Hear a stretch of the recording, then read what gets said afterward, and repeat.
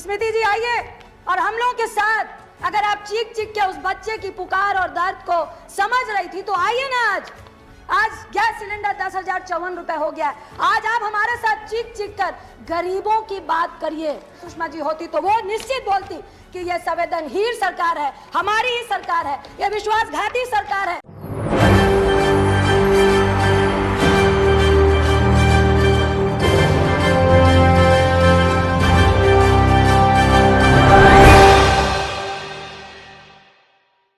नमस्कार, ESPN 9 news देख रहे हैं आप। आपके साथ मैं हूं मानसी जायसवाल।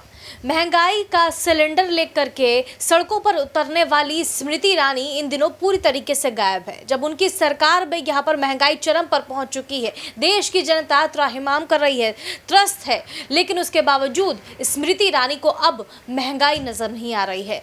जी हाँ, महिलाओं के सशक्तिकरण की बात करने वाली स्मृति ईरानी इन दिनों गायब है। तभी तो कांग्रेस पार्टी ने भी मिसिंग का पोस्टर लगाकर स्मृति ईरानी से सवाल पूछा था कि आप कहाँ गायब हो गई हैं। जी हाँ, इस पूरे मुद्दे पर लगातार स्मृति ईरानी को घेरा जा रहा है। जब सड़कों पर उतरती थी कंधों पर अपने सिलेंडर लेकर के, तो आखिरकार बीजेपी की सरकार में जब महंगाई चरम पर पहुंच चुकी है, तब आप कहां पर हैं? सिलेंडर जब 1000 रुपए से ऊपर का यहां पर मिल रहा है, तो आखिरकार स्मृति ईरानी कहां गायब है? ये सवाल लगातार पूछा जा रहा है। संसद में एक समय था जब स्मृति ईरानी को इसी मुद्दे पर पप्पू यादव की पत्नी रंजीत रंजन ने जमकर घेरा था। भरी संसद में किस तरीके से स्मृति ईरानी की यहाँ पर धज्जियां उड़ाई गई थी, सुनिए।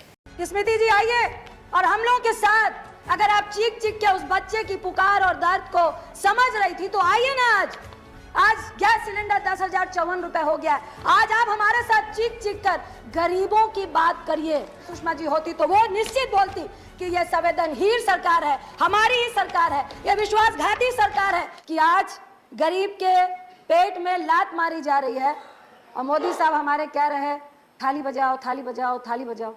आप सारा ठीकरा यूक्रेन की लड़ाई पे ठोक रहे हैं, आप कोविड को दे रहे हैं, लेकिन आपकी नीति ने जो नोटबंदी से 2016 से जो गलतियां पे गलतियां की, कभी भी उसका आप जिक्र नहीं कर रहे।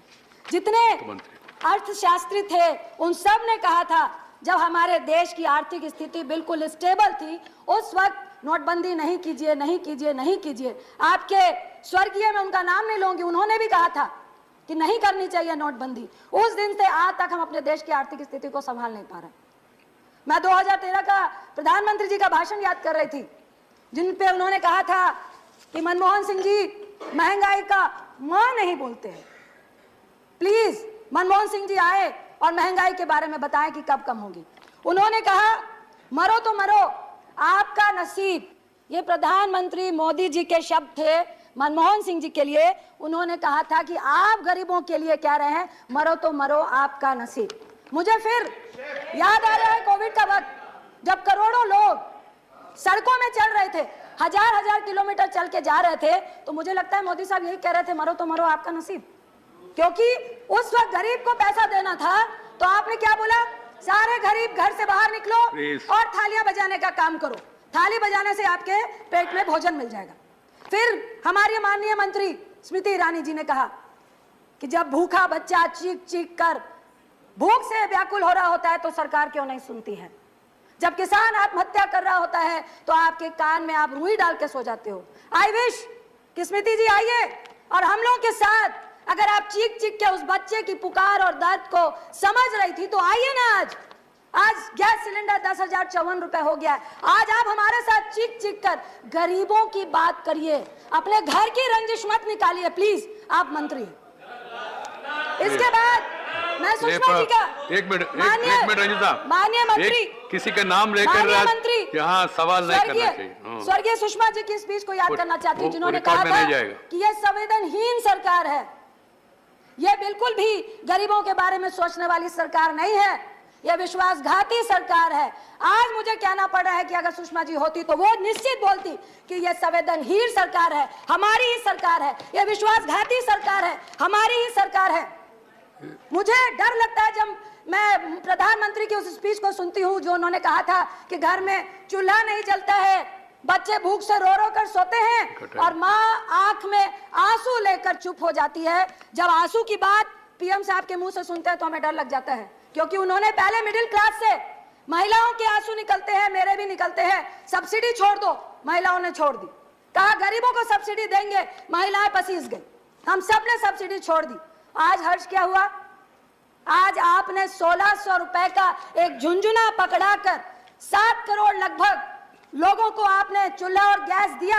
आपको मालूम था कि गरीब आपके झांसे में फंसेगा, एक चुनाव 2 चुनाव आपने उज्ज्वला योजना से निकाल लिए। उसके बाद क्या हुआ? क्या वो 1600 रुपए, वो सब्सिडी जिस रेवड़ी की बात आज मोदी साहब कर रहे हैं, प्रधानमंत्री साहब कर रहे हैं, क्या वो रेवड़ी नहीं थी? लेकिन वो रेवड़ी में फर्क इतना था, गरीबों के लिए नहीं थी, गैस एजेंसीज के लिए थी। आप 1600 रुपए गरीबों से ले रहे थे, बाकी का पैसा सरकार दे रही थी। किसका दे रही थी? टैक्स पे का दे रही थी। उसके बाद क्या हुआ? आज आंकड़ा है, इतना वक्त नहीं है, लगभग 7 करोड़ घर, जिसमें 4.5 करोड़ वो लोग हैं जो उज्ज्वला के तहत आते हैं, एक साल में एक भी गैस रिफिल नहीं करा रहे हैं। 3.5 करोड़ के लगभग वैसे लोग हैं जो साल में एक रिफिल करा रहे हैं। ये किसको दिया था झुंझुना? ये किसकी रेवड़ी थी? रेवड़ी तो प्रधानमंत्री साहब आपने भी दी। कल मैं सुन रही थी आपके लोकसभा में भाजपा के एक सांसद बोल रहे थे कि भाई उस वक्त भी आपके टाइम पे 900 रुपए गैस सिलेंडर था। मानते हैं 900 रुपए था, लेकिन हम अपनी रेवड़ियां गरीबों में दे रहे थे, बिल्कुल 400 रुपए कम में गैस सिलेंडर दे रहे थे। हम गरीबों की मदद कर रहे थे, हम एनपीए की और करोड़पतियों की मदद नहीं कर रहे थे। हम उनके 3.5 लाख करोड़ रुपए माफ नहीं कर रहे थे, हम गरीबों को दे रहे थे। आप सिर्फ खाद्य सुरक्षा की बात कर रहे हैं। एक तरफ मोदी साहब कहते हैं कि रेवड़ी बांटना बहुत खतरनाक है। मैं प्रधानमंत्री साहब सभापति जी के माध्यम से बोलूंगी, उज्ज्वला की रेवड़ी हो, चाहे आपकी कोई भी गरीबों के लिए रेवड़ी हो, वो रेवड़ी में ना तिल था, ना चीनी थी, ना गुड़ था। ये तिल, चीनी, गुड़ सब कुछ कोई जो लेके गया वो कॉर्पोरेट थे। एक और रेवड़ी की याद दिलाना चाहती हूँ आपको, जियो। आप एक तरफ कह रहे हैं कि रेवड़ी नहीं खिलानी चाहिए, आपने क्या किया?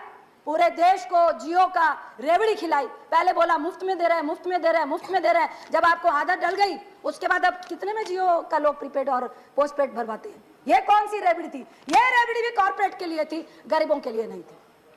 दूसरी तरफ मैं आपको जरूर कहना चाहूंगी कि मेरी बात हो रही थी, एक छोटी सी फैक्ट्री चलाने वाला व्यक्ति है, उन्होंने सुबह बोला कि जीएसटी निर्मला जी का कल मैं भाषण सुन रही थी कि उन्होंने बोला कि लगभग 1,45,00,000 करोड़ जीएसटी समथिंग, मेरे आंकड़े गलत हो सकते हैं, कि इस बार भी हमने जीएसटी से पाया। मैं मंत्री साहब से पूछना चाहूंगी, आप जीएसटी तो पा रहे हैं, जो लोग काम कर रहे हैं, फैक्ट्रियां चला रहे हैं, विद इन मंथ उनको ब्याज, बैंक का ब्याज भी देना पड़ता है, जीएसटी भी गवर्नमेंट को देना पड़ता है। 15 दिन के अंदर अगर वो नहीं देंगे तो आप पेनल्टी लगाते हैं, लेकिन उनका जीएसटी का इनपुट आपको कितने दिन में देना था? एक साल लगाकर आप उनका इनपुट नहीं देते हैं। क्या खरबों रुपए आप उनके इनपुट से बना के, क्या सरकार पूरे देश को उसी इनपुट से चला रही है क्या? तीसरी बात, मैं एक बच्चे से मिली, 16-17 साल के बच्चे से। आप जीएसटी लगा रहे हैं 5%, आप जीएसटी लगा रहे हैं 12 से 18%। दोनों ही जीएसटी में आम आदमी मरता है। किसी ने बोला कि 5% जीएसटी से किसको फर्क पड़ेगा? पड़ता है। जो व्यक्ति वृद्धा पेंशन 500 रुपए के लिए 8 घंटे लाइनों में खड़ा होता है, पूरा महीना चलाता है, अगर उसको 5% जीएसटी लगता है तो फर्क पड़ता है। आप कहते हैं कि नहीं, खुला, जो गरीब है वो खुले का खाता है, उसको फर्क नहीं पड़ेगा। मैं आपसे पूछती हूं कि क्या आप चाहते हैं जिंदगी भर वो गरीब ठेले में मक्खी लगता हुआ खाना ही खाता रहे? क्या उसका हक नहीं है कि वो पैकिंग खाने को खाए? क्या उसका नहीं हक है कि वो स्वस्थ खाना खाए? प्लीज सर, 2-3 मिनट, स्वस्थ खाना खाए। दूसरी तरफ आप ये बताइए, टेट्रा पैक में जो 10 से 12 रुपए की लस्सी, छाछ, दूध, दही, हम सब बच्चे स्कूल से आते हैं तो जाके किसी भी एमडीएमसी के, एमडीसी के उससे छाछ लेते हैं, तो क्या उसमें आप 12 से 18% जो लगा रहे हैं वो क्या गरीब अमीर खाता है? या किसी करोड़पति का बच्चा वो टेट्रा वाली लस्सी पीता है जिसके लिए आप कह रहे हैं कि 12 से 18 करनी है? मुझे एक बच्चा बोल रहा था कि मैडम आप लोग सदन में बोलते हैं, आपने ज्यादा समझ लिया। Thank you sir, please sir, thank you, धन्यवाद। Sir please 1 minute sir, please sir 2 minute. Doctor Fauzia Khan, please 2 minute. Doctor Fauzia Khan, please 2 minute. 2 minute extra दिया मैंने आपको। आपने आप पॉलिटिकल सवाल उसमें बढ़ गए तो मैं क्या करूं? सर कंक्लूड, सर कंक्लूड करो, प्लीज सर कंक्लूड करिए। उसने बोला कि आप बताते क्यों नहीं है? स्कूटी से जाए तो तेल महंगा, एक टेट्रा का 10 रुपए का जूस पिए तो वो महंगा, स्कूल में जाए तो पेंसिल, रबर, इरेजर, कटर महंगा, तो आदमी जाए तो कहां जाए? एक तरफ आप कोविड में 23 करोड़ को गरीबी रेखा में लेके आ गए, 98% लोग की सारी आमदनी घट गई।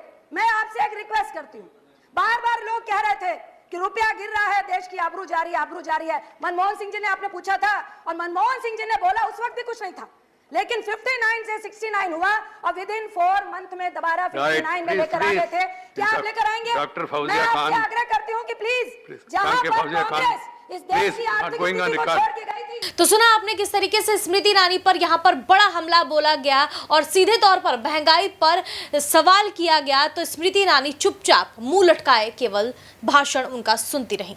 आप इस पूरे मामले पर क्या सोचते हैं, हमें कमेंट करके जरूर बताएं। देश और दुनिया की तमाम बड़ी खबरों के लिए देखते रहिए SPN9 न्यूज।